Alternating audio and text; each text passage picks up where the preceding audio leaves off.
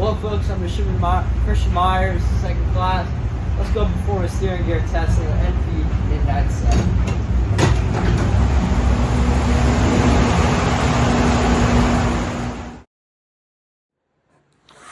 The steering gear of the MV Midnight Sun consists of 4 hydraulic cylinders. The steering system also has 2 rudder tillers that are actuated by 2 hydraulic cylinders each. This forms the configuration of a hydraulic ram unit. Each rudder tiller has 2 axial piston-type pumps. Each set of pumps is supported by their own storage tank. During normal shipboard operations, only 1 pump is required for each rudder tiller. These pumps are driven by a 98 kilowatt, 460 volt, and 122 amp electric motor.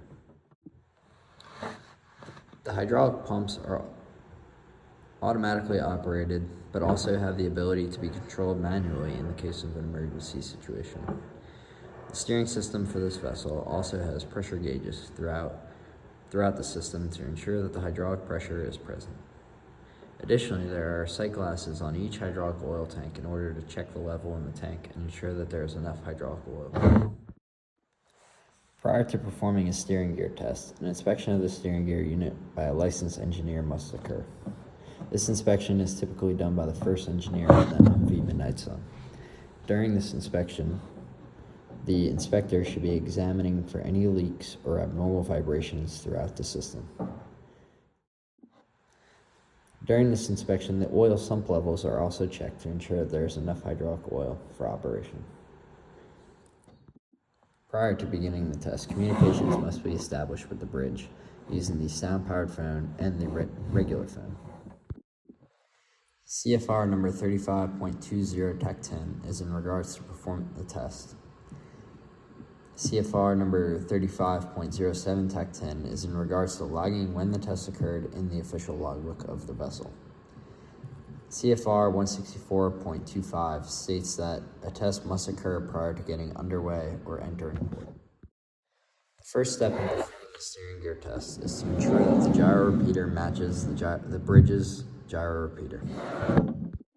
This is simply done by asking the bridge what their reading is and confirming that the reading in the steering gear room is the same. The hydraulic pumps are then placed in local control for the test. The rudder is then tested from the hand steering on the bridge and NFU unit. The engine room will then assume control of the steering gear unit. Once the engine room has assumed control of the steering gear unit, the first engineer will first test the tiller lever to control the rudder. The next test will be on the NFU amplifier button. Both of these methods are used to control the rudder in an emergency situation. In order to test the rudder will first be tested 35 degrees to port, and then 35 degrees to starboard, and then back to midships. Once the test is complete, the engine room will pass control to the bridge. Once the bridge has assumed control of the rudder, they will continue normal operating procedure. Prior to leaving the steering gear compartment, the first engineer will ensure that the steering gear is operating properly with the bridge at the helm.